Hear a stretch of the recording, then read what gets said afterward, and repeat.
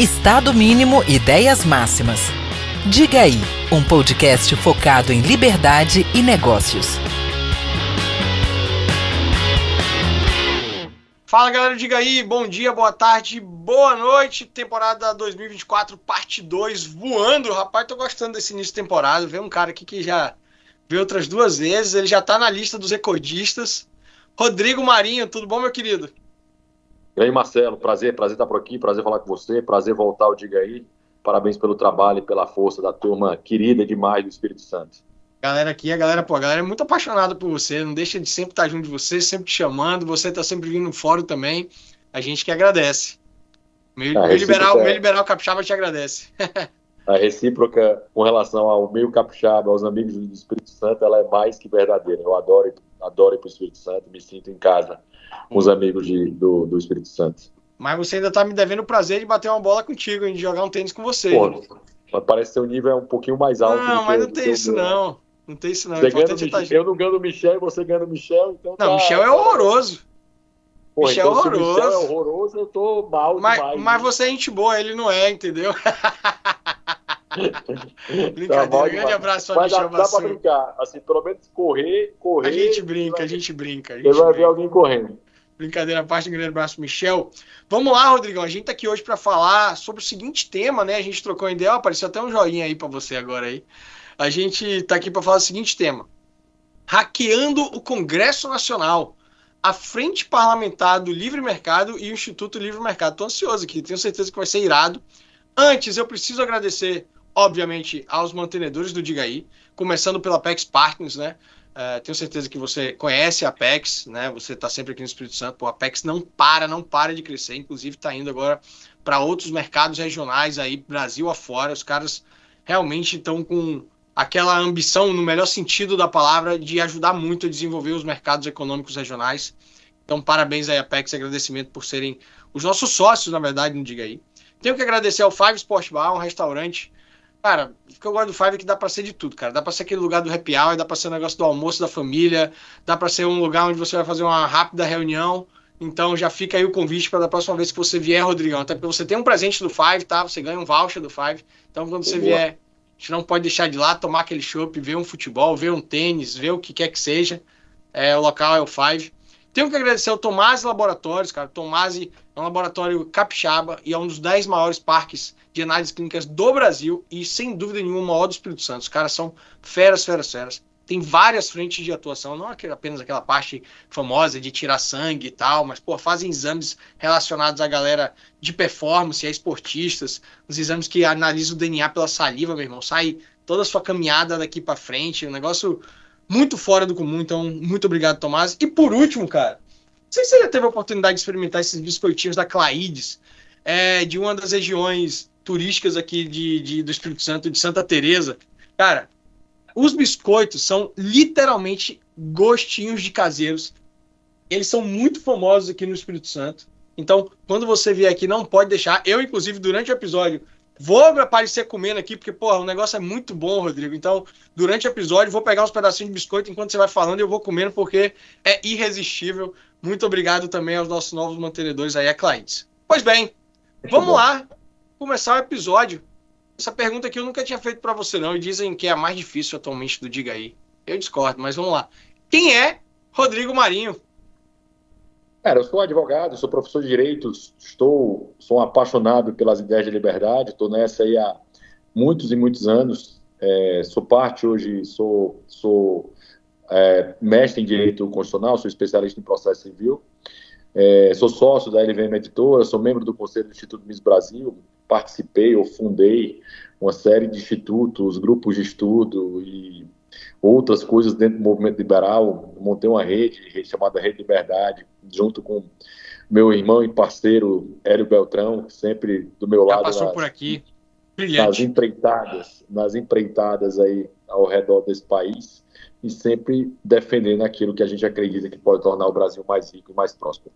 Sem dúvida. E o Hélio, quando ele veio aqui, no Diga Aí, ele fez uma metáfora assim, né? Porque eu falei para ele que eu não sabia se eu era um libertário minarquista ou literalmente um anarcocapitalista. E aí o Hélio falou assim: olha, Marcelo, vou fazer um negócio aqui com você que eu tenho certeza que vai te ajudar. O bom de você, Marcelo, é que se você imaginar uma estação de trem, você tá ou na penúltima ou na última estação. É uma boa. Então isso já é uma grande vantagem. Você com certeza vai chegar na última estação, já que você fica na dúvida do libertário minarquista, referente à segurança e tal, ou anarcocapitalismo, mas sim, se considere já na penúltima ou última estação, isso tá bom demais. Eu não esqueço essa metáfora dele, achei muito boa, né? Porque realmente, até hoje, eu ainda não consegui ter esse convencimento, que é bom que sempre me faz estar sempre pesquisando, conversando cada vez mais com pessoas e tal. Cara, E aí, eu Rodrigo? sempre brinco dizendo que a diferença do minarquista para o anarcocapitalista são alguns livros do Hofbauer para entender um pouquinho que não tem como funcionar. Falta ler isso. Falta ler o Hofbauer. Então, beleza. Vou terminar o livro que eu tô lendo agora. Eu tô lendo agora Capitalismo e Liberdade, do Friedman, tá? Então fica meu compromisso. Qual? Vou para qual, então? Vai. Qual que eu vou, então? Pode ir para Governo e Mercado, que é a introdução ao Indivíduo, Economia e Estado, né? Que é o livro que inicia o Indivíduo, Economia e Estado, que é um livro, é uma ação humana do Hoffman, que é um livro gigantesco, o Governo e Mercado no fininho, e pode ir na Ética da Liberdade, que aí ele vai desenhar para você como não tem que ser. E se você quiser voltar no tempo e 3 séculos antes, você vai em Gustavo de Molinari, ler um livro chamado Da Produção de Segurança, e aí é um baile. Para quem é do direito é difícil, né? Nós estamos muito acostumados com a ideia de que o Estado a gente abandonou essa ideia. Pois é, mas assim, você ainda não abandonou completamente, né? Você ainda acredita que justiça e segurança devem ser estatais. Então você não abandonou a ideia. Eu tenho uma dúvida. Tá vendo? É a dúvida. Você não abandonou. Desculpa que tá só movendo. Não, acontece, tem problema não. Mas é uma dúvida, não é uma certeza. Preciso entender mais ainda. Já é um bom. Se tem dúvida, já é um bom caminho. Não, mas tenho muita dúvida. Entendeu? Eu tenho muita dúvida. Já é um bom caminho. Tem muita dúvida. Mas vamos lá. Rodrigo, mas eu confesso que ela... Opa, caiu de novo. Fica tranquilo. Eu confesso que ela foi sendo resolvida com essa coisa da estação, né? Eu tive um papo com o Raduan Melo, que eu acho que também já teve por aqui. Gente finíssima. Eu conheci estoicista. Ele há uns anos atrás, estoicista. Na época ele não era estoicista, na época ele era um randiano absolutamente convicto. Ele já contou essa história. As pessoas evoluem bastante, né? Porque, enfim, você deixar de ser randiano é sempre uma evolução, e eu falo isso só para criticar meus amigos do Líderes da Manhã que adoram. Eu sou apaixonado por ela também, eu sou. Cara, pois eu gosto do objetivismo. Enfim, eu não me considero só objetivismo, eu gosto um pouco de todos. É a adolescência do movimento liberal, o objetivismo, né? Tipo assim, você precisa passar por ela para evoluir. Tem gente que não sai da adolescência, né? Eu amo meus amigos objetivistas. Vocês são chatos pra cacete, mas eu amo vocês. Porque, velho, não tem ninguém mais chato que o objetivismo, porque parece adolescente, né? Só eu tô certo, só eu tenho razão. Todos os demais estão errados. Eu sou. Isso é muito bom. O estoicismo, então, é a evolução do objetivismo? O estoicismo é outra coisa, né? O estoicismo eu acho que não nem coloca nisso. O que é a evolução do estoicismo, da objetivismo é a escola austríaca, pô. A escola austríaca é a visão de Mises, Hayek. Essa galera, Hofbauer, essa galera aí que está muito, muito, muito à frente do que se coloca nisso. Aí você pode aplicar a escola austríaca em várias áreas do conhecimento. E você vai entender bem. Se você for para o direito, você vai para Hayek, para Leone. Se você for para a parte de moedas, você vai para o Hayek. Se você for entender a lógica da ação humana, você vai para o Mises. Então você tem todo um caminho de visão que consegue te ajudar muito nessa percepção e nessa visão disso. Né? A Rand é legal, o que eu gosto muito da Rand são os livros de ficção dela, que eu acho que são absolutamente úteis para isso. Mas eu acho ruim o brand, eu acho ruim a toda virtude do egoísmo. Eu acho que é um brand péssimo para você estar... Eu entendo toda a lógica dela, né? Do ego, de proteção disso aí. Tudo isso eu entendo, mas, velho, é um branding terrível. Eu sou super egoísta e vai ser lindo. Mas é difícil sustentar mesmo. Quando já eu tô dizendo, é a adolescência do liberalismo. Você vê, todo objetivista é o cara que tem razão em tudo. Qualquer coisa que você discorde dele, você é idiota. Tá lascado, né? Amo você, Rachevski, viu, São Paulo? E Denis também, pô. Denis também.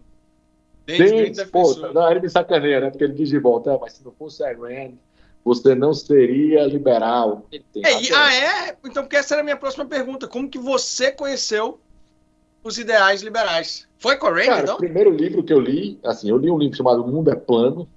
O Mundo é Plano, do Thomas Friedman, que era um livro super legal sobre a globalização, o capitalismo, mas ainda tateava, né? Não era um negocinho abertamente dizendo capitalismo, livre mercado, ainda tateava. E eu acho que a tradução também tateava, né? Porque ela não era expressa em dizer, né? Free market e tal, isso aí.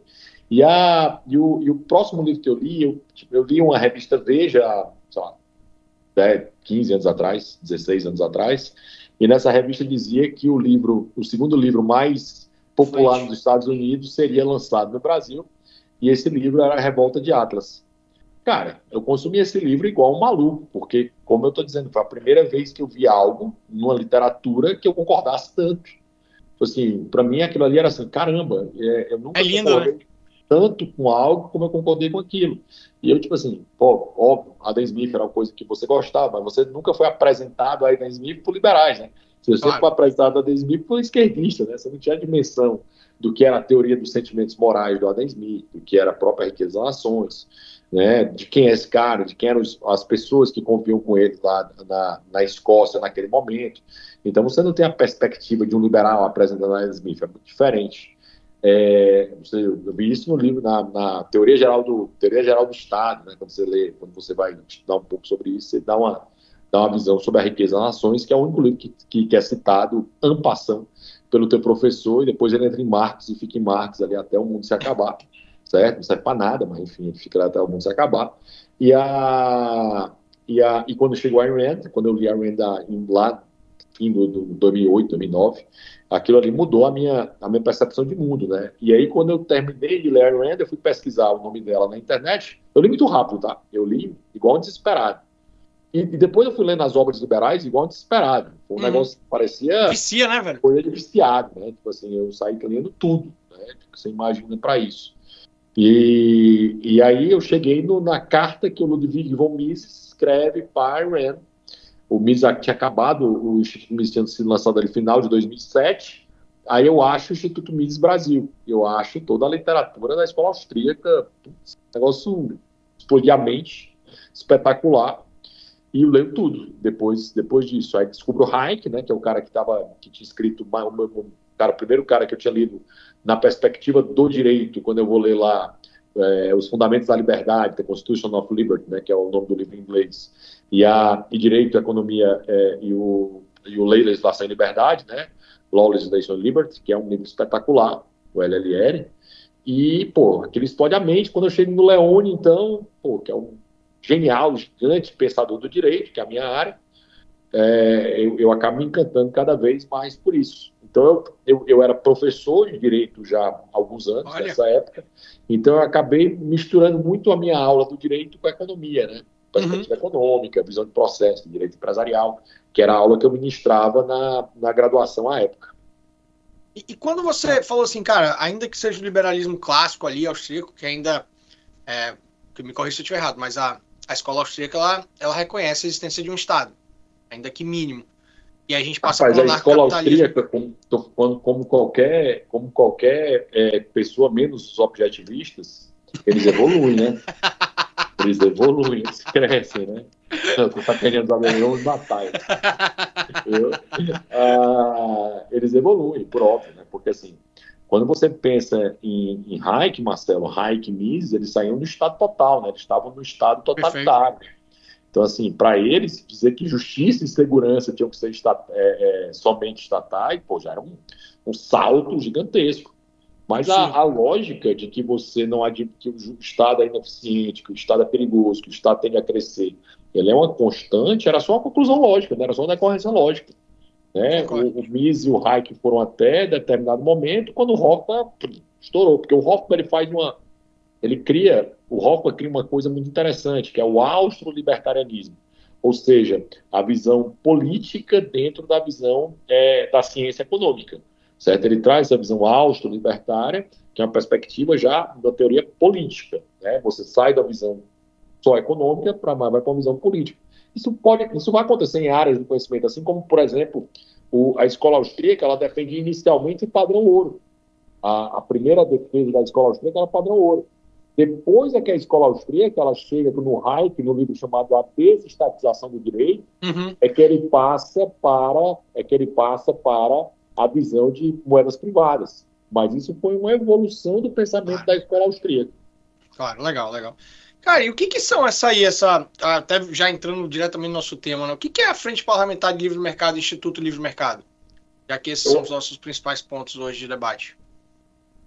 É exatamente interessante que eu estou brincando sobre essa coisa da evolução. Isso é uma evolução do movimento liberal também, né? O movimento liberal, eu divido o movimento liberal em 3 gerações. No Brasil ou no mundo? Oi? No Brasil. No Brasil. No Brasil, eu divido ele em 3 gerações. Eu estudei muito sobre o movimento liberal brasileiro, tá? Uma das coisas que eu mais li quando eu fui montar a Rede de Liberdade, fazer as preocupações, foi ver onde o movimento liberal errou ao longo da história. E engraçado, eu vou deixar aqui claro, vou dar o spoiler já. Os erros que costumam acontecer no movimento liberal, principalmente na primeira e na segunda geração, é centralização de decisão e centralização de funding, né? De recursos. É isso que costuma acontecer, algo que o Líderes do Amanhã sempre evitou. Sempre evitou e sempre conseguiu estar ali na parceria, mas nunca está subordinada a algo. Foi sempre muito inteligente essa estratégia do líder. Ele sempre fez coalizão, né? Ele sempre fez coalizão, parceria, mas ele nunca teve subordinado a ninguém, o que é muito inteligente na parte da estratégia do Líderes do Amanhã, até porque o Espírito Santo ele é o estado, esses estados que fazem fronteira com regiões, eles acabam não sendo nem Sudeste nem Nordeste, né? Fica um negócio como o Maranhão, não é nem Nordeste, não é nem Nordeste. Aqui tem essa zoação às vezes aqui também, sim. Isso, porque, vocês não são nem Sudeste, nem são Nordeste, vocês não são nem Bahia, nem são Rio de Janeiro. Vocês têm características dos dois. Como tem. Eu, como um baiano, até brinco que o pessoal do sul da Bahia ali, Teixeira e tal, a capital não é Salvador, a capital é Vitória, né? Até muito mais para cá. E assim, e a influência, é engraçado, a influência do Espírito Santo, ele é muito próprio, né? É uma característica muito própria da região. Porque assim, vocês às vezes querem se ver como do Sudeste, e toda a realidade de vocês é muito mais nordestina, baiana do que... Inclusive tem benefícios fiscais. Própria do Nordeste. Inclusive tem benefícios fiscais que são do Nordeste que se aplicam ao Norte do Espírito Santo. Exatamente. Mas vamos lá. Você estava falando da evolução do movimento liberal. Evolução do movimento liberal, exato. Das 3 gerações. E nesse ponto é interessante, porque o movimento liberal ele começa na primeira geração lá com os Luzias e os Saquaremas, né? Os liberais e os conservadores, que eram os 2 maiores partidos durante o Império, um período muito feliz da história brasileira, que eu gosto muito, um dia eu posso bater um papo, meu livro trata um pouco sobre esse tema, o último livro que eu lancei, que é a história do Brasil pelas suas constituições, e eu trato das constituições, gosto muito desse momento. Daria um excelente episódio de você e Gachag, então, sobre esse período, que ele também ama. Porra, já. E eu sou muito influenciado nesse ponto por ele, tá? O Gachag era monarquista muito antes que eu me tornei monarquista, né? A influência dele é o Bruno é um dos meus melhores amigos. Mas você ainda é monarquista, não? Tô. Você ainda é monarquista? Não sabia. Pô, depois a gente pode saber disso. Cada vez mais. Eu sou anarcapitalista, deixando claro. Mas se for para escolher o sistema de governo, eu sou monarquista com muita facilidade.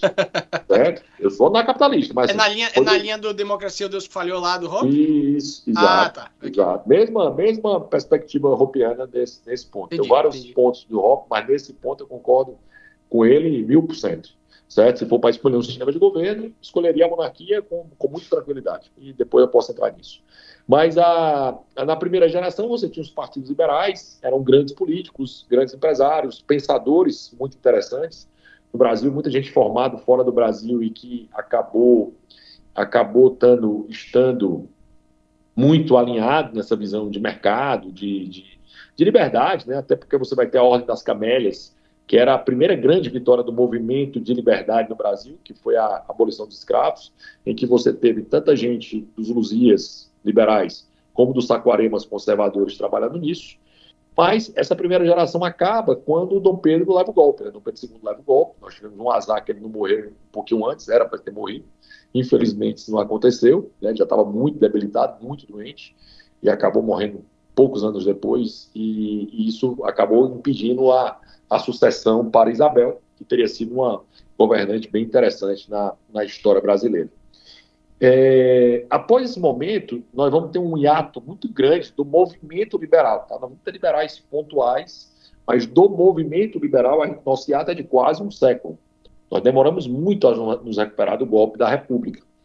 E em 1973, um cara chamado Henry Maxud, ele compra uma revista que seria a preço de hoje uma Exame, por exemplo, e ele compra essa revista e essa revista ele transforma o editorial dela no editorial liberal, certo? O Maxud trouxe o Hayek ao Brasil algumas vezes, né? Ele era muito amigo do Hayek, trouxe o Hayek algumas vezes, inclusive eu palestrei. Eu sou um Haykiano convicto, né? E eu palestrei em alguns lugares que o Hayek palestrou no Brasil. Na UNB, em Santa Maria, exatamente no mesmo local que o Hayek palestrou. Muito engraçado, muito interessante essa sorte que eu tive na vida em relação a essa vivência. Em 73 ele abre e começa a segunda geração do movimento liberal aí. Porque a primeira foi lá na época do Império, só para esclarecer. A primeira foi na época do Império e tal. Vai ali mais ou menos de 40, mais ou menos ali do momento em que Dom Pedro II assume, 36, até 1889. Ok. Aí depois volta com 73 com o Maxud. Aí, um salto histórico gigante, 73 você começa a segunda geração do movimento liberal. Movimento, tá? Eu repito, movimento. Ok. Órgãos liberais pontuais existiram ao longo da história do Brasil.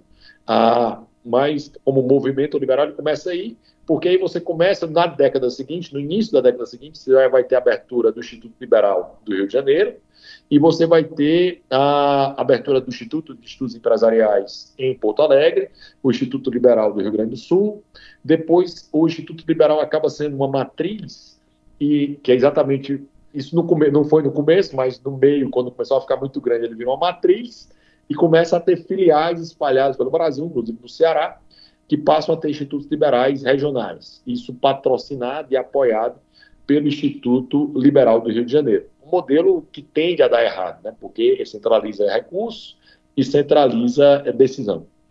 E esse modelo deu um resultado muito interessante, porque anos depois você vai ter o Collor eleito com o discurso de livre mercado, com o discurso de abertura econômica, com o Melchior, que era um liberal não tanto quanto o Roberto Campos, que era o nosso político, o nosso único político liberal naquele momento e por muito tempo, em que você vai ter o momento em que você vai ter um apoio, um suporte dessas ideias de liberdade, principalmente ali pós-queda do Muro de Berlim, com a eleição do Collor, e com a eleição do FHC, com o Plano Real, com todas as privatizações. Mas quando isso começa a acontecer, o movimento liberal mingua, né? Porque a impressão que aquilo ganhou, né? Ganhamos, não precisamos mais nos preocupar com isso. O Fukuyama já falou que é o fim da história, né? Que é um livro do Fukuyama que fala isso, né? Que é o fim da história. Como é o fim da história, então a gente não tem mais se preocupar com isso, porque a vitória já foi dada, né? O socialismo não funciona mesmo, não tem como isso dar certo, e já caiu a União Soviética, caiu o Muro de Berlim, então para que a gente vai estar nesse embate tudo? Que foi o terceiro grande erro. Não existe vitória absoluta, não existe derrota definitiva. Né? Terceiro grande erro. Em 2007, começa um movimento desses liberais espalhados, porque a internet surge, né? O Orkut surge, as redes sociais surgem, e aí esse pessoal espalhado começa a se aglutinar, né? Característica humana, né? E aí começa a terceira geração do movimento liberal com dois grandes institutos. O Instituto Ordem Livre, que era uma representação do Cato americano no Brasil, não era vinculado, mas era parceiros, assim como o Instituto Mises Brasil, que não era vinculado, mas era parceiro do Instituto Mises americano. Certo? Nós somos parceiros até hoje do Instituto Mises americano, mas não temos vinculação com o Instituto Mises americano. E aí estamos nessa, desde 2007, você vai começar a sequência de toda a visão. Em 2013 começam as manifestações de rua, aí você começa a aparecer o Menos Marx, Mais Mises, né, que aquilo explodiu no Brasil e no mundo, né, tá, e que foi o branding genial, muito melhor do que a virtude do egoísmo. Né? Menos Marx, Mais Mises. Tô falando pra sacanear mesmo que meus amigos. Pode sacanear que não tem problema não, tá massa. Eu sei que gosta. Tá? Menos Marx, Mais Mises. Aquilo explode. E quando vai na sequência, você vai ter o momento em 2016 que a gente começa a eleger o Paulo Eduardo Martins, um grande amigo nosso, liberal, craque, lá do Paraná. Ele é eleito suplente, assume a posição, ele é o primeiro cara desse movimento liberal a ganhar a eleição, a entrar no Parlamento Federal. Como é o nome dele? Primeiro cara. Não conheço. Paulo Eduardo Martins. Ok. Ele é o primeiro cara, ele é o ponto de virada, tá? Ele é o ponto. O Paulo Eduardo Martins, o pessoal às vezes não. É legal entender a história para entender o momento que a gente vive, né? Como eu vivi cada passo desse, muito de perto, inclusive projetando, que na nossa projeção, minha do Hélio, nós teríamos um presidente alinhado com as ideias de liberdade em 2030, tá? 30. Né? Só para entender. Em 2012, 2013, a gente fala, não, em 2030 a gente acha que vai estar ganhando a eleição. Aí eu vou explicar como o hack que a gente está fazendo e como a evolução disso foi importante. Legal. Em 2014, o Paulo Eduardo Martins entra e ele faz no projeto de lei uma emenda. Essa emenda é fundamental para a evolução da direita no Brasil. E aqui, por muito tempo, os liberais tiveram muito receio de ser chamado de direita, inclusive eu. Eu certo? Odeio isso. Tá? Eu tenho um problema zero com isso hoje. Zero. Eu acho que ela funciona, só que eu acho que ela é muito simplista, porque realmente é. Mas, porque às vezes, a direita no aspecto econômico, né? Coisas, mas para você comunicar, você tem que ser simplista. É mais fácil. Ok. Se você quiser pragmaticamente é mais fácil. Todo, aí eu posso pragmaticamente é muito melhor. Ser direita do que esquerda. Eu posso explicar o que é diagrama de Nolan, o que é a visão do mundo unidimensional, é ótimo. Mas a vida não é assim. Quando você entende a lógica política, você descobre que a vida não é assim. Se você não é esquerda, você é de direita. Perfeito. Por esse lado estamos alinhados. Tá? Mas se eu puder explicar, se eu puder aprofundar, eu vou falar de diagrama de Nolan, vou falar do ponto de autoritário e libertário. Né? Isso aí dá para explicar. Isso é um passo 2. Mas dentro da direita eu tenho vários espectros. Mas para comunicar, zero problema. Eu sou de direita. Tá correto, concordo. Tá? Mas demorei muito a entender isso. Tá? Para mim não foi uma coisa. Para mim não era uma coisa assim, isso aqui decorre disso e para explicar eu fazendo. Na verdade, para mim foi uma longa construção até um ano atrás, dois anos atrás, eu não diria de direita não, tá? Só para entender a mudança de perspectiva que eu tive para entender isso que eu falei agora. Em 2014, o Paulo Eduardo Martins apresentou uma emenda acabando com o imposto sindical. Ele é o autor dessa emenda.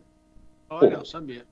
Com gol de placa, né? Gol de placa. O cara acertou um chute ali da intermediária e acertou no ângulo ali de perna trocada, goleiros quase alcançando, o cara acerta o gol mais importante contra a esquerda em, sei lá, um século, em décadas, pelo menos.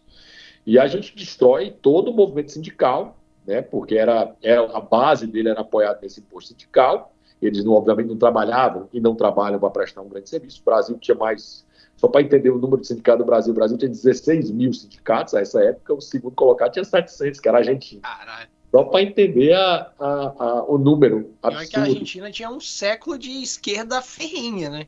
Pois é, 16 mil para 700, né? Sim, só para entender a diferença. E a sequência disso, né, em 2016, aí quando foi 2016, nós começamos a eleger vereadores. A gente começa a eleger vereadores. Aí elegemos Felipe Camozato, elegemos o Malteso Simões, elegemos a Janaína Lima, elegemos o cara lá do Rio de Janeiro, no Novo, né? Não, paralelo a isso, você passa a ter um partido liberal, você começa a aparecer um partido liberal. Naquela época, você achava que o João Amoedo era alguém do juiz normal. Não vou entrar nem no mérito do João Amoedo, porque, enfim, eu acho uma pessoa que não vale a pena nem discutir muito ele, mas tem o seu papel histórico em fundar o partido, em ajudar, em tomar iniciativa. Esse papel do Amoedo. Tomar iniciativa. Oi, desculpa. Curioso essa figura do Amoedo, né? Que saiu ali de um fundador do partido que hoje é liberal para um apoiador, o maior representante do socialismo, que é isso, o coletivista, que é o Lula, né? Loucura. Cara, ou seja, ele nunca foi liberal. Tranquilo, nunca foi liberal. Para mim, esse papo de quem fez o L, para mim, nunca foi liberal, tá? Concordo contigo. Eu falei sobre isso, sabe com quem? Com o Magno Caldo Livres, que eu falei assim, não concordo. Mas é uma volta, às vezes, pragmática. Eu falei, cara, eu não concordo. Não tem como dizer quem dentro do Livros apoiou que faz sentido estar dentro do Livros. Não faz sentido. Não faz, nenhum, zero. Eu falei isso aqui no Diga Aí. Zero. Fundei o Livros. Sou fundador do Livros, né? Não estou mais no conselho de lá, mas fundei o Livros. Certo? Era parte do Conselho de Beneméritos por muito tempo, mas exatamente por alguns pontos. Exato. Me interessa lá no mérito, eu adoro o Magno, adoro a turma que está lá. Sim. Mas esses pontos para mim não dá, né? Concordo. O cara que fez o L não é liberal. Ponto. E agora ficar, ai meu Deus, eu não sabia que isso aconteceria. Ele falou que isso aconteceria. Sim, ele falou perfeito. que ia aumentar impostos, ele falou que ia revogar o que ele pudesse os marcos legais. Ele não mentiu não nesse ponto não, tá? Falou exatamente o que ele está fazendo. Então, para mim, não bate. E aí, em 2014, e o livro vai ter um papel interessante aqui agora também. Em 2016, você vai ter o Novo elegendo deputados e o Livres aparecendo como a renovação do PSL. Né? Inclusive, eu era o presidente do Livres no Ceará nessa época, né? Do PSL, que era na época, e do Ceará, Sim. até o Bolsonaro entrar em 2018. E aí eu cometo um erro político, e olhando para trás, né? Na época era impossível fazer. Impossível não, era possível. Né? O Luiz, um querido amigo meu fez essa análise, o Luiz Felipe de Orleans e Bragança, e consegue ser o Luiz Felipe de Orleans e Bragança até hoje, que era ter ficado no PSL e ter sido eleito em 2018. Eu não fui. Eu teria sido eleito com a mão nas costas se eu tivesse ficado no PSL e ter feito campanha para o PSL em 2018, teria sido eleito e não fui. Fui candidato em 2016 pelo PSL. O movimento liberal começa a ter representantes políticos nas câmaras municipais. E em 2018 eu saio para o Novo. Quando o Bolsonaro entra no PSL, eu saio do PSL e volto para o Novo, porque o João Amoedo, em 2016, de uma forma completamente idiota, ele disse que o Novo só teria um candidato em 4 cidades. Até hoje. Rodrigo, qual critério? Só na cabeça daquele maluco, mas enfim. Em 2016 e em 2018 ele disse não teria candidato a majoritária também em algumas cidades. Eu fui candidato a Fortaleza, fui super bem votado em 2016, fui muito bem votado em 2018, mas não fui eleito nem da Jus, porque não atingiu o coeficiente partidário. Em 2020 também fui candidato 3 vezes, todas elas em qualquer outro partido eu teria sido eleito, mas no Novo não fui, em 2018 e 2020. E quando foi nessa eleição de 2018, você começa a ter o menos Marx, mais bis muito forte. A pauta econômica é trazida do ministro da Economia, que é um liberal histórico. Não é um austríaco, apesar de gostar muito da escola austríaca, que é o Paulo Guedes, mas é um liberal histórico, espetacular, que é o posto de Ipiranga do Bolsonaro. Vai estar isso. Eu disse, opa, as ideias, o Friedman fala isso muito bem, né? Mais importante do que ter políticos liberais é ter as ideias liberais dando voto, que foi exatamente o que começa a acontecer com muita força em 2018, em 2020 e 2022. Continua muito forte. Com a eleição, eu acabei não sendo eleito, mas o Novo elegeu 8 deputados ao redor do Brasil. Né? Até me perguntaram na minha entrevista para trabalhar, quando me chamaram para trabalhar no Novo, qual o meu maior orgulho em termos, né? Eu falei, cara, o maior orgulho que eu tenho em 2018 é ter permitido que vocês fossem eleitos, porque o movimento liberal desse voto. Isso é, obviamente, uma mudança da janela de Overton no cenário de ideias para permitir que isso acontecesse. Em 2018, e aí eu vou chegar no Instituto de Mercado, na Frente Parlamentar de Mercado, foi eleito. Em 2019 eu fui chamado para assumir a liderança do Novo na Câmara dos Deputados, e aí montam a frente parlamentar do livre mercado. Existe uma frente parlamentar muito famosa, que é a Frente Parlamentar da Agropecuária, né, que é a FPA. Super antiga, super famosa, super importante, e que nós estamos trilhando o caminho de chegar lá. Porque em 2018, 2019, o Rafael Lima, o Kim Kataguiri, a Bia Nóbrega, eles fundam a frente, né? O Kim foi o primeiro presidente, e na sequência nós fundamos o Instituto Livre Mercado, muito semelhante do modelo que havia o Instituto Pensar Agro e a Frente Parlamentar da Agropecuária, muito semelhante à ideia de ambos para fazer aquilo rodar e aquilo funcionar. E aí a evolução disso foi acontecendo em 2020, 21, 22.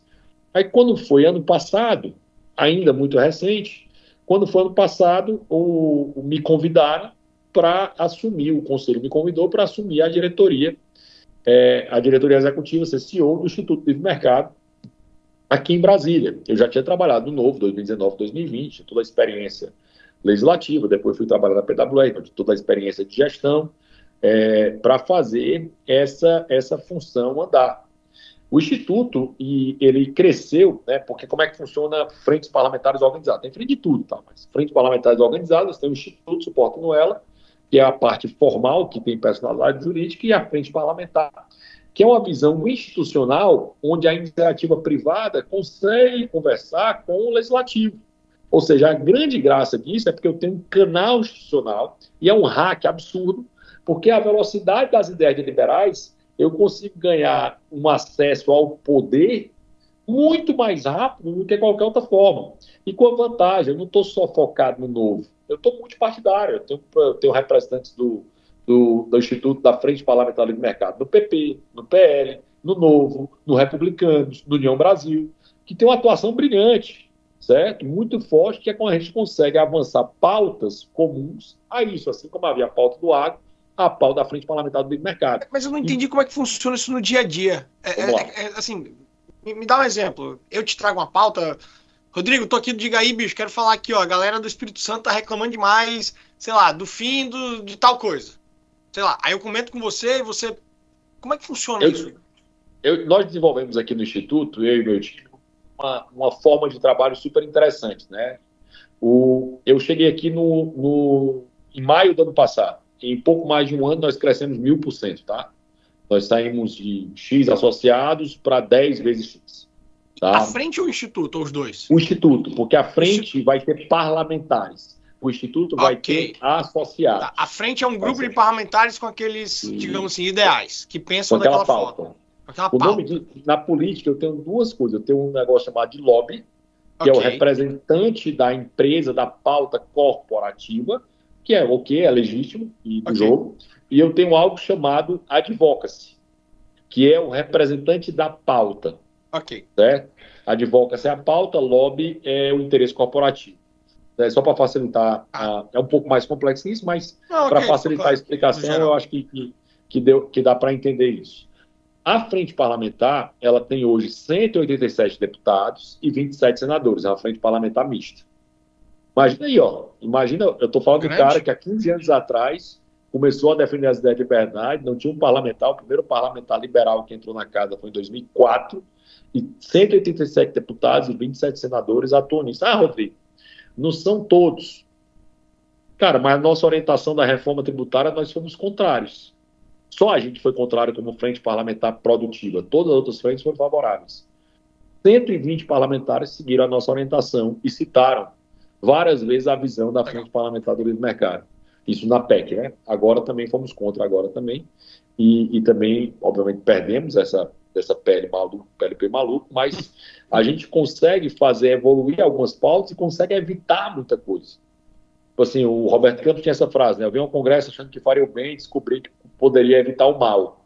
É o que a gente faz todo dia, evitar o mal. Então, quando você falou, como funciona? Eu tenho, na nossa forma de trabalho, a gente tem o advocacy puro e o advocacy incentivado.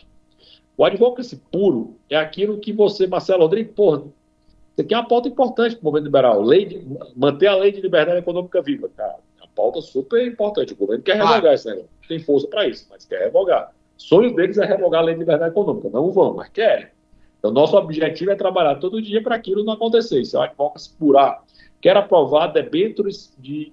Rapidinho. Aí, quando você fala que o objetivo é o quê? Conversando com os parlamentares?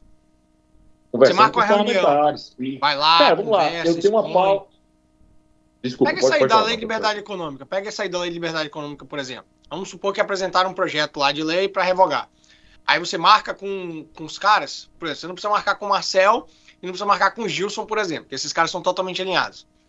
Mas aí você pega um ali que tá no meio termo. Vou brincar, sei lá, vou pegar um esquerdista, uma Tabata da vida. Aí você vai lá, conversa com ela, por exemplo, é isso?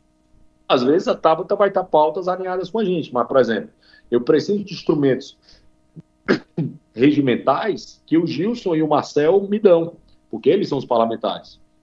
Requerimento de retirada de pauta, pedido de vista. E, cara, imagine aí, o pessoal às vezes não tem a dimensão e o tamanho de quanta coisa acontece no Congresso Nacional durante a semana. Tá para isso. Então, assim, é um negócio maluco, né? É um negócio maluco para isso. Então, às vezes, o cara não consegue ver tudo. Vou dar um exemplo do PLP 12. É o PLP que está lá para destruir o setor de aplicativos de transporte no Brasil. Nós estamos trabalhando contra esse aplicativo de transporte. Certo? Para isso. Só que aí nós precisamos do Marcel lá dentro. Então a gente tem que preparar o Marcel. Você está trabalhando contra o aplicativo? Não, contra a lei que quer acabar com o aplicativo. Contra a lei que quer acabar, claro, contra a lei que quer acabar com o aplicativo. Não, eu sou advogado que foi da lei que permitiu, a DPF 449, eu fui do Supremo, tá, disso aí. Então a gente atua nesse advocacy incentivar, puro. Mas eu também tenho um advocacy incentivado, que eu vou ter empresas ou associações, federações parceiras que vão estar patrocinando o Instituto. Tá, patrocinando o Instituto para permitir que, de fato, a gente consiga fazer com que as ideias avancem. Porque, óbvio, né? Vão ter todo e qualquer... Isso é uma coisa que a gente faz diferente de todo o meio liberal, né? Eu não quero doadores no Instituto só pelo fato deles amarem o livre mercado. Eu adoro a ideia do livre mercado. Não, eu quero que eles estejam lá porque eles vão ter um benefício alinhado com as ideias do livre mercado, que eu concordo, porque eles só estarão aqui se as ideias dele estiverem alinhadas conosco. Por exemplo, eu tenho uma empresa X que tem o maior market share do Brasil, e o objetivo dele é fechar um mercado para só ele estar lá. Eu falo para ele, eu estarei do outro lado. Eu falo, viu? Na minha reunião de prospecção, eu falo para o cara, eu defendo o livre mercado. E entre a sua defesa e o do livre mercado, a do livre mercado vai superar. E com essa forma, essa firmeza e essa situação que a gente trabalha, nós crescemos 1000% de um ano para cá. Entendeu? Exatamente para isso. Por isso que é um hack muito legal. Entendi. Porque tem pautas, o Congresso, tem milhares de projetos, tá? Milhares. Claro. Então, assim, vou falar milhares, exato. Tem milhares de projetos, né? Não tem milhões, milhares de projetos. E esses projetos, por óbvio, estão lá andando numa comissãozinha pequena que eu olho e o cara não consegue olhar. Entendeu? Porque eu tenho hoje 10 pessoas no meu time aqui em Brasília trabalhando, nós chegamos com 4, temos 10, e estamos acompanhando, a gente acompanha 40 comissões, acompanha o plenário da Câmara, acompanha o plenário do Senado. A gente consegue fazer um trabalho produtivo muito interessante, com benefícios parlamentares. O que a gente oferece aos parlamentares? Primeiro, o desinteresse corporativo, porque apesar de eu ter corporações, associações e federações aqui dentro, a minha pauta é o livre mercado. Claro, o meu nome não é... Eu não tenho um nome fofinho assim, empreendedorismo, não sei, não. Livre mercado. Quem chega aqui, né, por exemplo, dá exemplo do Uber, né? Do Uber, desculpa, do PLP do Uber, lá, do PLP 12. No PLP 12, tem 5 pontos, que é autonomia e a questão tributária, né? Autonomia e a questão tributária, que vai ter o Instituto Payment lá para separar de um do outro. E depois tem 3 coisas ruins: previdência, sindicato e tabelamento de preço. Se eu tiver associado desse setor, eu sou claro com eles. Eu concordo com esses 2 pontos. Vou brigar por esses 3, eu sou contra. Eu vou brigar sempre contra. Por mais que você concorde com eles, eu estou te avisando. Eu vou brigar contra. Certo? Só que eu sou claro nesse ponto. Eles sabem o que a gente vai fazer. A nossa vantagem é que a gente oferece muita coisa aos parlamentares no seguinte sentido: nós oferecemos nota técnica, nós oferecemos orientação, nós oferecemos uma cartilha, nós oferecemos espaço para ele falar pela frente, né? Porque nós cavamos espaço na mídia para estar falando pela frente. Então, tudo isso está dentro da visão, né? Nós tivemos quatro presidentes. O Kim Kataguiri foi o primeiro, depois o Daniel Coelho, que foi deputado de cidadania, hoje está na Secretaria de Turismo do Pernambuco, o Marcel Van Hatten e atualmente o Luiz Felipe de Orleans e Bragança. Esses são os nossos 4 presidentes. E todo o nosso trabalho foi para fazer isso. Então, assim, você tem o exemplo, você diz, eu tenho uma pauta aqui no Espírito Santo que está doendo. Manda para a gente que nós vamos trabalhar. Se ela estiver alinhada com as ideias do mercado, com isso, para isso. Mas nós temos isso de uma forma absolutamente organizada. Eu tenho uma agenda legislativa que tem centenas de projetos que a gente acompanha. Nós temos uma agenda mínima, que são os projetos do ano. Nós temos uma agenda da sessão legislativa, dos 4 anos, né, que vale para os 4 anos. E nós temos uma agenda do ano de 2023, uma agenda do ano de 2024, para a gente estar trabalhando nas pautas mínimas disso. Agora, Rodrigo, como que está a recepção das ideias de livre mercado, das ideias de liberdade hoje no Congresso? Porque, assim, eu estava até ontem aqui gravando com o nosso querido Paulo Fux, do Tapa da Mão Invisível, estava aqui presencial, veio aqui no Líderes, E ele, assim como vários outros, se colocam até mesmo como um otimista. Eu também, se a gente fizer um recorte um pouquinho mais longo do Brasil, nessas últimas, 2 décadas em especial, e for analisar o movimento liberal, a gente sem dúvida nenhuma está crescendo. A nossa curva às vezes parece um pouquinho do Bitcoin, cai um pouquinho, mas se você for analisar como um todo, a gente está crescendo. Você acha que hoje a gente tem uma recepção, e eu estou falando aí, tá? Eu estou falando no Congresso, não estou falando eu aqui conversando com você, conversando com os amigos, aí. Tem uma recepção maior às ideias de liberdade? Às vezes é engraçado isso. É o que eu acabei de falar. Em 2004, nós tínhamos um parlamentar. Em 2014, eu tenho 187 deputados e 27 senadores na frente parlamentar que se chama Livre Mercado. Pô, a curva é de foguete. A nossa curva de crescimento das ideias de liberdade é uma curva de foguete. Legal. É porque quando a gente vive a história, parece bobagem, parece, porque como a nossa perspectiva o Lula ganhou a eleição, mas o Congresso, que é absolutamente descentralizado, perfeito. Ele foi uma vitória absoluta, e agora nas prefeituras vai ser um massacre. Isso que é essa expectativa aí, né? Não, óbvio, pegando cidades acima de 500 mil habitantes, né, cidades pequenas, a questão partidária, ela se perde muito. Cidade acima de 500 mil habitantes, ou capitais, né? Vitória tem menos de 500 mil, mas é uma capital, ou capitais, elas vão ter um impacto na direita gigantesco. Né? O Senado, a configuração do Senado de 2026, ela é uma vitória esmagadora. Exatamente essa análise que o Paulo fez ontem aqui. Esmagadora, mas assim, ela é gigantesca. A vitória do movimento liberal... Eu adoro o Paulo. Alguns anos atrás eu tive uma discussão com o Paulo, quer dizer que a coisa mais importante do mundo era o Bitcoin. Eu digo, mas pode ter alguém que vai te prender por estar usando Bitcoin. Né? O Estado tem o tal do monopólio da força. Até acho que o Salvador está lá com o Bitcoin, nem por isso, devido ao processo legal, está sendo tão tranquilo lá para fazer isso aí. Tem sempre uma ameaça para dizer, se vocês mudarem os precinhos aí, vocês vão se lascar comigo, tá? Então, assim, o monopólio da força é sempre o risco mais perigoso de qualquer Estado. Não tem jeito. O Paulo não é do direito, né? Então talvez para ele seja mais complexo ver a tal da coerção que a gente ouve sempre na lógica do direito. Mas assim, cara, a nossa curva de movimento, nós tivemos uma vitória esmagadora, que foi a vitória do Uber, né? Nós tivemos no ministro da Economia, Lei de Liberdade Econômica, uma série de marcos implementados pelos liberais, por Paulo Weber, o Salim Matar, Gianluca Lorenzon, o próprio Paulo Guedes, Marina Helena. Sim, já teve aqui também.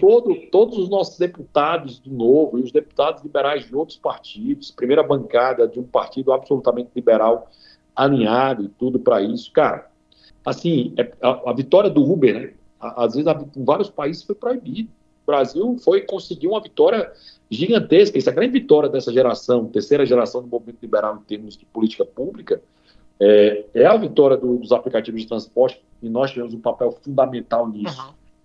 Você acha que o Congresso hoje é a nossa... vou até colocar aqui, o Congresso hoje é a salvação que a gente tem? Claro. E se a gente considerar o Executivo e o Judiciário, a gente tá fudido, né?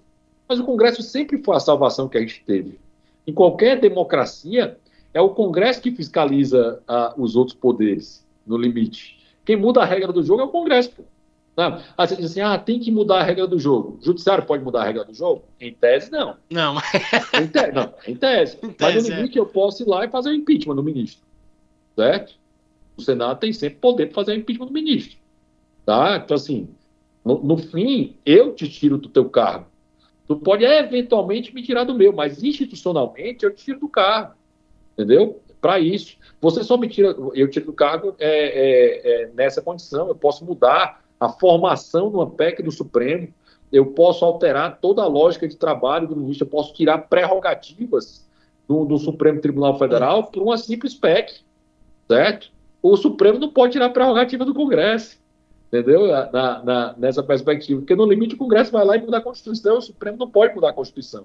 Então você tem uma situação que no limite, com maioria de 3/5 da Câmara e 3/5 do Senado, tudo pode ser mudado. 308 votos na Câmara e 3/5 do Senado, tudo pode ser mudado. 57, acho que são 57 senadores. Então, assim, a nossa condição hoje, Marcelo, a solução é o Congresso. Só que a gente começou a disputar a eleição federal como liberais em 2018. 2026 será a nossa terceira eleição, porque nós simplesmente não participamos do jogo. De 94 para frente, a social-democracia era a direita brasileira, que era a esquerda, certo? Ela era de esquerda, por óbvio, hoje ninguém tem dúvida disso, que a social-democracia é a esquerda da direita. E uma. Tá? E a evolução disso, como eleição direita, liberais, conservadores, começam a disputar a eleição em 2018. É nada. Olha a curva de foguete. É porque, repito, quando a gente vive a história, parece que perdemos, né? O Lula ganhou. Cara, o Lula é um desvio da sequência histórica. Você acha que 26, inclusive, pro Executivo, vem coisa, entre aspas, boa, considerando... Eu não tenho dúvida. De verdade, não tenho dúvida. Mas quem seriam os nomes? Zema, Tarcísio? Não, Zema eu já não acho que é o nome. Eu também não acho. Eu acho que é mais Tarcísio. Eu não acho que o Bolsonaro os caras vão liberar. Eu acho que o Tarcísio vai ser o candidato da direita. Também acho. Né? Provavelmente aí em chapas alinhadas, ou com Caiado, ou com Zema, certo? Okay. Para isso. Ou com Caiado, ou com Zema. Tarcísio, para mim, ele está fazendo o papel dele politicamente como nenhum governador paulista fez. São Paulo é o estado mais populoso do Brasil, é o estado mais do Brasil, é o estado com a produção econômica mais importante do Brasil. E ele não fala em nenhum momento que ele é candidato a presidente da República. Quem deu esse conselho para ele foi um macaco velho chamado Ciro Nogueira. Ciro Nogueira chegou pro Tarcísio e disse: Tarcísio, Paulista odeia que você use isso aqui como trampolim. Mas Paulista teria um baita orgulho de ter o seu governador como presidente. Olha a visão do macaco velho, né? Teria a visão como presidente. Legal. E nessa condição, um candidato pode voltar a ser governador de São Paulo, que é um cara que é do Centrão, que vai interessar o movimento político para ele, que é interesse, tá? E em política é importante a gente entender isso. Que é um kingmaker hoje, esse cara. É um fazedor de reis hoje, que é o Kassab. Kassab é o grande vitorioso da eleição de 2022. O Kassab ficou com a presidência da República na base do governo, com muita força, ao mesmo tempo com muita autonomia. O Kassab ficou secretário de Relações Institucionais do governo Tarcísio, com muita força e muita autonomia. Tem quase metade das prefeituras de São Paulo. E ainda tem, na prefeitura de São Paulo, ele está lá. Então, assim, o cara ganhou o governo federal, ganhou o estado mais importante, ganhou a cidade mais importante. Sabe fazer muito bem política, né, Kassab? E esse cara pode ser o próximo candidato a governador de São Paulo. Ainda tem isso, né? Que já foi e pode voltar a ser. Que por isso o Tarcísio volta para a presidência, quem se alça como candidato, que o Alckmin quer ir de novo, mas quem se alça como candidato, talvez com o apoio do Tarcísio, é o próprio Kassab, com o apoio do Bolsonaro. E você gosta do Tarcísio, né? Eu acho que o Tarcísio não é o... Rodrigo, quem você acha que seria o melhor político, o melhor gestor? Acho que o Zema, certo? Quem eu acho que seria o melhor gestor? O Zema. Okay. Quem seria o cara que articularia melhor com o Congresso Nacional? O Caiado, que teve puta experiência, foi líder da FPA, foi presidente da FPA há anos e anos. Então, é um cara que sabe lidar. Quem você acha que vai ser o presidente do Brasil? O Tarcísio. Você acha o melhor? Ali, da história do Brasil, para mim ele vai ser o melhor presidente. Tem tudo para ser o melhor presidente da história do Brasil. E ainda mais se botar um Congresso mais alinhado com a direita do jeito que a gente está fazendo essa análise, aí tem tudo para voar, né? Exato. E assim, e essa eleição agora, 2024, ela é muito importante para 2026, porque toda a expectativa é que o PT só ganhe eleição, talvez no Ceará, com muita dificuldade, e talvez em Teresina. No resto do Brasil, inclusive o pessoal vai levar pau no resto do Brasil inteiro. Você acha que o Boulos não tem chance lá em... Zero. Daquela porra lá.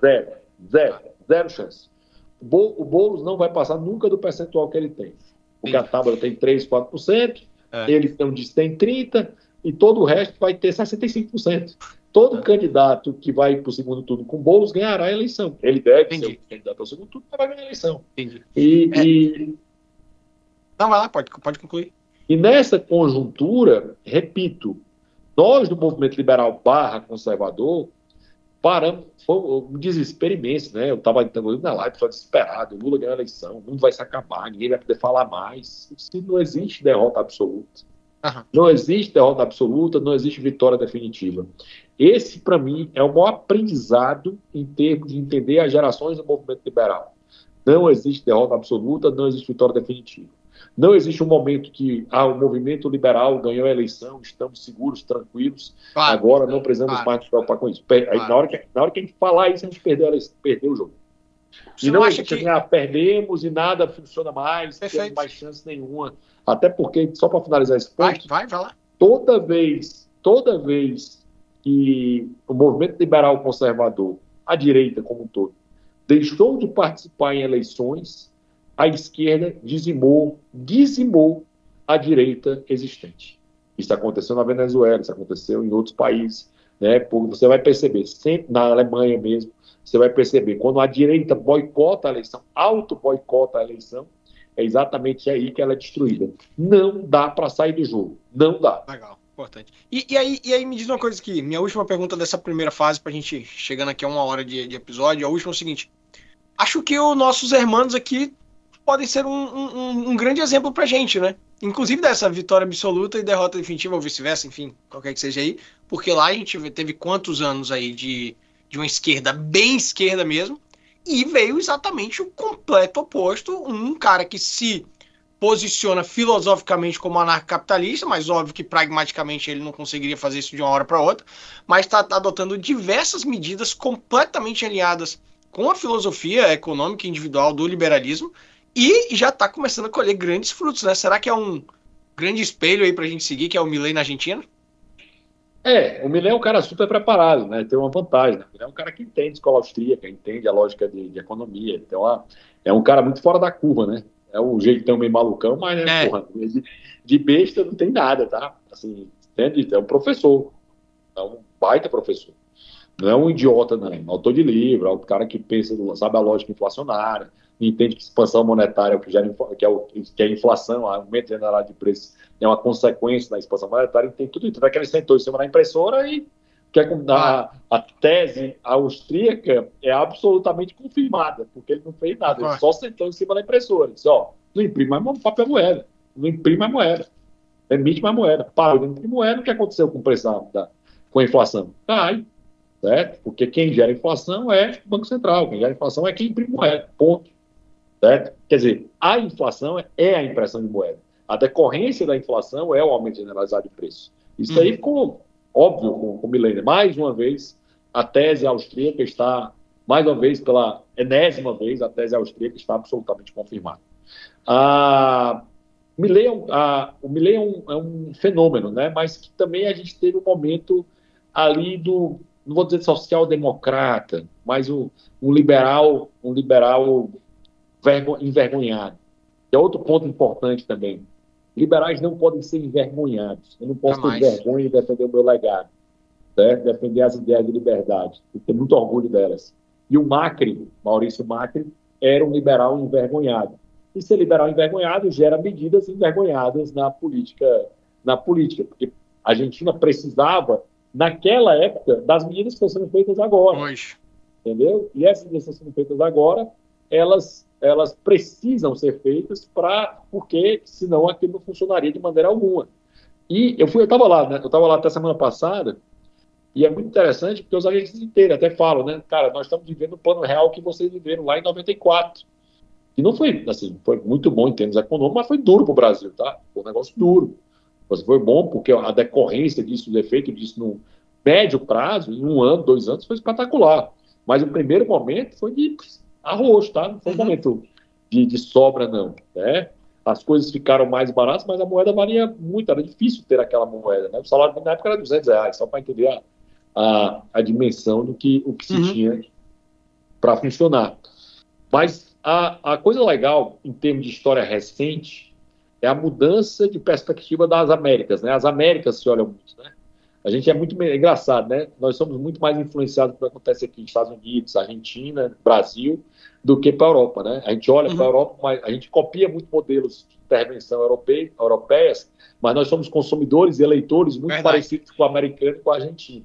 entendeu? Muito, muito mesmo. Verdade. Então, quando a Argentina elege Milei, Trump é eleito, Bolsonaro é eleito.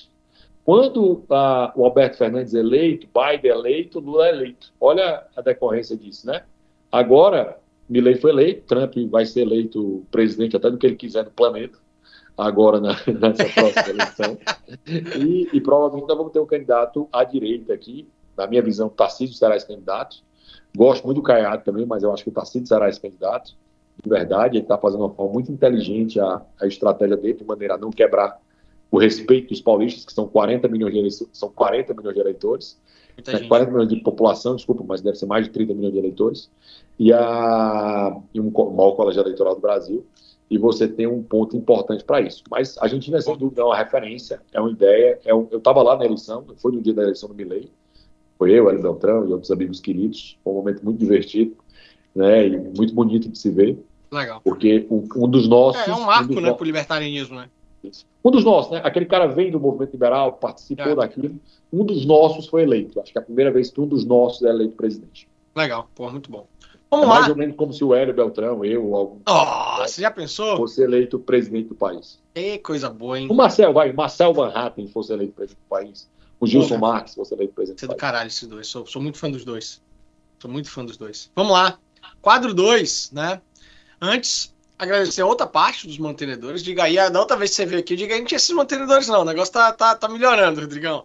Tenho que agradecer a Tempo Benefícios, né, que cuida principalmente dessa parte de seguro saúde. Eu sou segurado saúde Bradesco através da Tempo Benefícios. Então você que está escutando, se quer alguém que pode te fazer um preço bacana com os melhores seguros, em especial o Bradesco, que é o que eu uso e acho muito bom, fica aí a dica da Tempo Benefícios. Galera super proativa, tá sempre te atendendo de forma excepcional. Temos que agradecer, Rodrigão, essa você conhece, a Vivian Kiabai. Você já ganhou o troféu da Vivian Kiabai aqui do Líderes. Sim. E ela fez esse totem aqui do Digaí, mostrando como as pessoas evoluem através de ideias e através de negócios do capitalismo, que é isso que o Digaí é, né? Liberdade e negócio. Então, um grande abraço ao Rafa e à Vivian lá da Vivian Kiabai. Tenho que agradecer ao meu escritório, Mendonça Machado, também mantenedor, e que é um escritório focado na parte de operações societárias e negociais, M&As, planejamentos, reestruturações, planejamento sucessório, né, constituição de holdings e tal, é algo que está muito falado atualmente. Agradecer a Arquimedes, gestão financeira terceirizada. Com a Arquimedes você ganha eficiência, tem uma profissionalização do financeiro, passa a ter relatórios gerenciais, redução de custo, uma consultoria financeira especializada, uma equipe super qualificada e um investimento muito em conta. A Arquimedes também está tomando conta do financeiro aqui do Digaí. E, por fim, com certeza você também conhece, o Instituto Ponte. Instituto Ponte que ajuda crianças, são 279, eu acho, Rodrigo, crianças, que o Instituto Ponte coloca nas melhores escolas capixabas de inglês e do ensino, médio, fundamental, enfim, e acompanha eles até entrarem no mercado de trabalho, entrarem nas faculdades do mercado de trabalho. É um trabalho excepcional que a Bartira faz à frente do Instituto Ponte. Então, se você quiser ajudar o Instituto Ponte, fale aqui com a gente do Digaí ou até mesmo diretamente com o Instituto. Pode procurar no Instagram, @Instituto Ponte. Show de bola. Rodrigão, quadro 2. Se você fosse um deputado, quem você seria e quem você não seria? Cara, com certeza eu estaria muito próximo ao Luiz Felipe Lourenço Bragança e ao Marcel Van Hatten, ao Gilson Marques. Esses três seriam que eu estaria do lado, mas tem muita gente boa, velho. Eu tô falando desses três. Não, você não está excluindo. Você está mencionando. Até tem cuidado de falar isso, porque, cara, eu tenho um parceiro super importante, né? Eu tô muito próximo a eles, né? Porque, claro. Eu sou hoje, né? Quando alguém pede a explicação rápida, esqueci de falar isso no começo, se fosse me definir uma frase do que eu sou hoje, eu sou o lobista do livre mercado, cara. Eu um baita orgulho de falar isso, entendeu? Eu sou o lobista do livre mercado.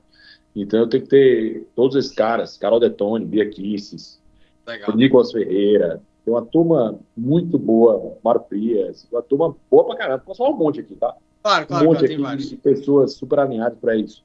Para mim, assim, agora, se eu for colocar, Rodrigo, são meus amigos, né, muito próximos. Aí Marcel, Gilson, Luiz Felipe, são amigos de casa, né? Então acaba tendo não só o respeito e a admiração dos caras que eles são, mas são irmãos. E o da outra ponta aqui não seria de jeito nenhum. Esse não dá. André Janones, Guilherme Boulos, Tabata Amaral, toda essa turma aí. Esses caras são nojentos, né, velho? Tá, Nojentos. Não dá. tá, Pô, o cara postou lá, velho, o Janones, negócio do Trump, cara. não, Janones não. Cara, assim, é engraçado. Teve Isso é pra chamar atenção, só pode, cara. O cara não pensa aquilo, não. Vai ter como, não. Foi muito divertido. O Boulos, pelo menos, é um cara agradável no one-on-one. Entendeu? É um cara agradável, um cara que fala, um cara, assim, vai conversar contigo, vai te ouvir. E vai brincar, vai falar. Ele não é um cara desagradável no one-on-one, né? Tem gente que não é desagradável no one-on-one, que é um erro gigante, né? Porque, assim, ainda que você discorde 100% de alguém, pô, você pode ser educado, gentil, simpático e continuar discordando 100% de alguém, né? Porque você vai ser simpático com alguém que você vai concordar com as ideias dele. Você não precisa ser grosseiro para discordar de alguém. Acho que o Boulos, por exemplo, tem esse ponto no one-on-one, né? Obviamente, no debate público, isso se perde, né? Claro, você acaba tem a plateia para jogar, que é importante. E tem um episódio super divertido com o Boulos comigo, que eu estava na audiência pública ali contra a taxação das blusinhas lá, que a pessoa queria taxar. Queria não, conseguiram, né? A gente brigou muito contra isso. É um exemplo, tá? Sim. Esse é um exemplo legal. O pessoal queria taxar as blusinhas, a corporação, né? A ideia do corporação, né, da indústria nacional, soberania nacional, interesse nacional, queria taxar as blusinhas para 60%. Cara, aí olharam para mim e disseram, você não tem nenhuma chance, está todo mundo com a gente aqui. Nós obstruímos isso por 5 semanas. Liguei para você, foi um trabalho nosso. Lindo, cara, isso foi uma aula de trabalho legislativo. Por 5 semanas nós conseguimos obstruir esse negócio. Ninguém votava de jeito nenhum. O PL estava alinhado com a pauta, nós conseguimos derrubar virar, mostrar a sequência. Cara, foi lindo isso. 5 semanas de obstrução disso. Quando foi na 5ª semana, a gente conseguiu baixar de 60% para 20%. Ia ser taxado em 60%. Isso dava quase 120% de tributação, porque tinha mais ICMS. Claro. Né? E baixando para 20%, que vai dar 51% de tributação total. Mas, porra, é um ganho gigante para o Brasil, e é um trabalho nosso. Com certeza. Gigantesco para isso. Mais outros PLs, mas esse exemplo é legal. Boa. É legal para mostrar o trabalho. Mas o Boulos estava lá nesse negócio, e aí na audiência pública, aí eu fui com o Fortaleza, tinha ganho do Corinthians, né? Porra, na Sul-Americana, semifinal de Sul-Americana. Meu time do Fortaleza tinha ganho. Primeira vez na história, ia chegar na final. Aí eu levei o bota do Fortaleza aqui na lapela da negócio, e disse, seu time ganhou do meu time e tal. Eu disse, foi bom demais. Dá pra ver que o cara brinca ali e tal. Legal. Ele é corintiano, tirou onda e tal, foi engraçado essa parte. Mas tem gente que não é agradável no ano. Tem gente que é desagradável no ano, e eu acho isso um erro. Acredito, muito. E se você fosse o número 1 do mundo dos esportes, qual esporte você gostaria de ser o número 1? Tênis. Garoto, boa. Porra, tênis sem nenhuma dúvida. Boa. É o esporte mais bonito, cara. Só quem sabe tênis, só quem joga tênis, o pessoal vai pro beach tênis, que é um frescobol com regra. Já comecei a bater no... Bati nos objetivistas, agora bati no beach tênis, né? Cara, o frescobol com regra, pô. Qualquer um chega ali e joga aquela bola. Isso é verdade. Para você jogar uma partida de tênis, Marcelo, só quem praticou tênis sabe que demora pelo menos 6 meses para você jogar a sua primeira partida. Então, assim, é o rei dos esportes de raquete, né? O Djokovic falou isso super bem, é o rei dos esportes de raquete, é um esporte lindíssimo. É uma das coisas lindas do tênis, assim, cara, o cara que é mau caráter no tênis, ele pede o respeito de todo mundo, porque não tem juiz, né? Então a marcação é toda sua. Eu jogo uma barragem aqui em Brasília, que é um ranking, né, de tem um jogo toda semana, e é muito legal, porque os caras não tem juiz, né? Você joga com cara. Claro, igual aqui, até os torneios da federação aqui não tem juiz. Tá todo marcando, todo marca, foi dentro, foi fora, mesmo contra, é lindo, isso não tem, não há esporte mais adoro futebol, mas não há esporte mais bonito. Concordo não há esporte mais bonito que o tênis. Boa. Quadro 3, hein? Relembrando, agradecimento a Apex 5, Tomasi, Claides, Tempo Benefício. Falando da Claides, cara, eu fiquei o episódio inteiro comendo aqui. Eu vi. Bom demais. Tá bom. Você vai ganhar um presente, hein? Tem que me mandar o endereço. Vou mandar um presente pra você. Vou mandar. Tempo Benefícios, Vivian Cabai, Mendonça e Machado Advogados, Arquimedes e Instituto Ponte. Rodrigão, aqui agora, papum, indicação de um livro. As 6 lições do Mises, sempre.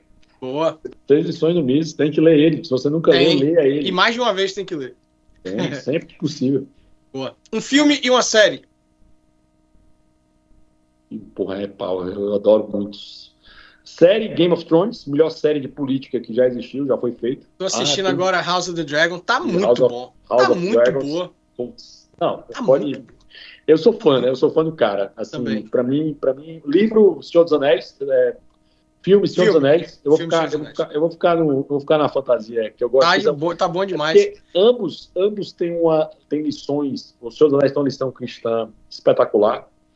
E House of Dragons é uma aula de política. E quando você entende que dragão House é of força Cards, aérea, não. quando você Game entende que dragão é míssel, bomba atômica e força aérea, aí você entende aí você para de pensar no dragão e você entende o efeito político que aquilo tem.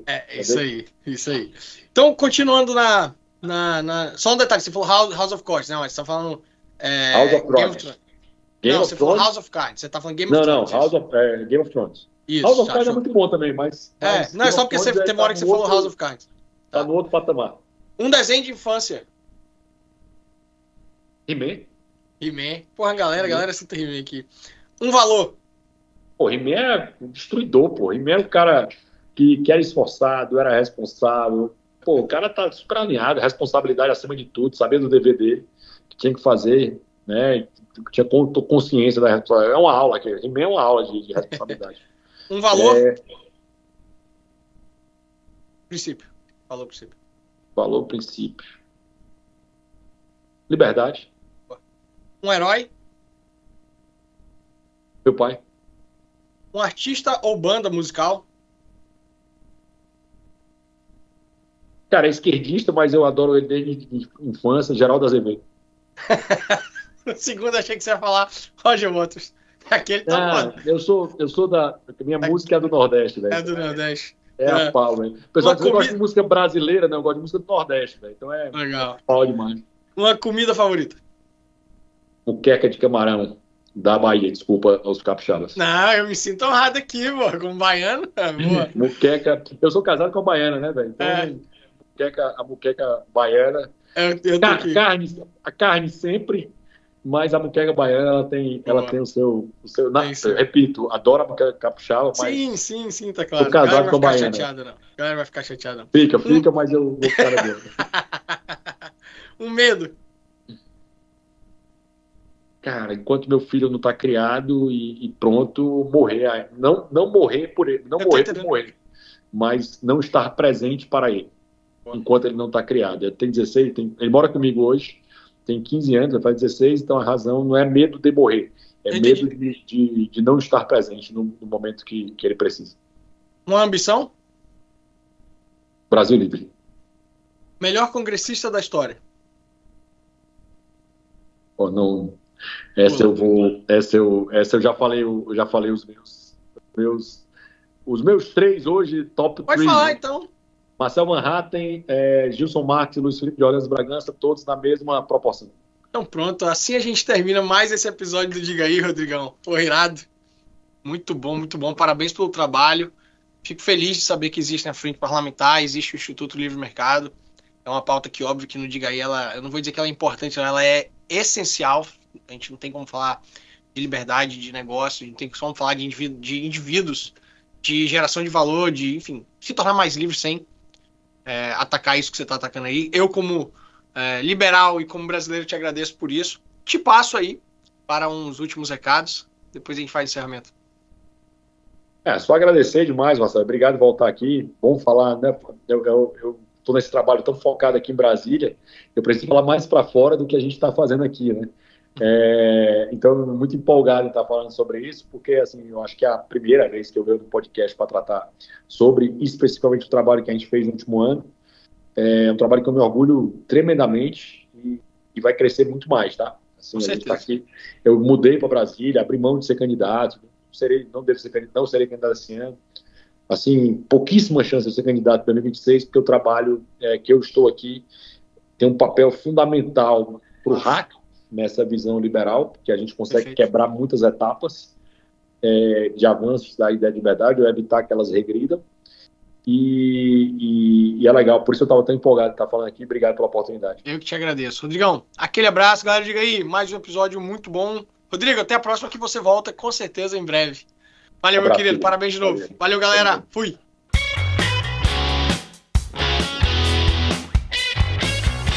Estado Mínimo, Ideias Máximas. Diga aí, um podcast focado em liberdade e negócios.